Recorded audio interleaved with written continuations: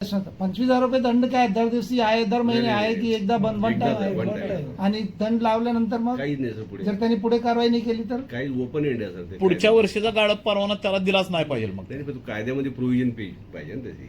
मग तसं प्रस्ताव करा तुम्ही. कायदे करणारेच कारखाने काढून नाही, बसले मग ते करा ना प्रस्ताव. आता आरआरसी कारवाई साहेब कायदे करणारे कारखाने काढून बसलेत.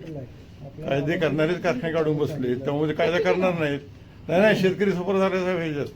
नाही, म्हणून साखर आयुक्तांनी प्रस्ताव पाठवा. आणि सर आरआरसी विचार केला पाहिजे की जर ठीक आहे एकदा दंड लावू, पण दंड लावल्यानंतरही जर नाही केले तर समथिंग पिनल और समथिंग हॅज टू. तुम्ही तसा प्रस्ताव तयार करून सर पाठवा. आता आमच्या सोलापूर जिल्ह्यातच सर जवळजवळ 9 साखर कारखान्यांवर आरआरसी कारवाई झाल्यात, पण सगळ्या प्रलंबित पेंडिंग आहेत त्या कारवाई सगळ्या. आम्ही सर आता सर्क्युलर जो इश्यू करणार बिफोर गाळप सीझन आपण मंजुरी देतो.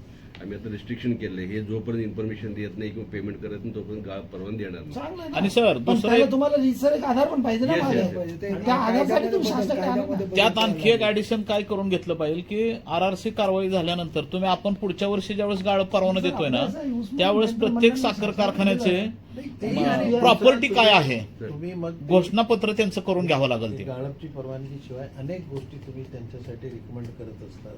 एनसीडीसीच्या कर्जाच्या वेळी मग त्यावेळी जोपर्यंत हे वसूल होत आम्ही नाही, सर ते norms आता तोपर्यंत final केले. reportच हा, करतो. कारखान्याची वर्कआउट करा. मालमत्ता सगळी लिस्ट आणि करून याचे घ्यावी लागेल. प्रस्ताव पाठवा. आज म्हणजे ऊस नियंत्रक मंडळ तुम्हाला तर सूचना देत आहे अनेक की ठिकाणी याच्यावर आपण कारवाई करणार व्हावाचं ते प्रस्ताव तयार करा. Yes. अनेक गोष्टीला आपल्याला कायमस्वरूपी. ही गोष्टी सांगता येईल.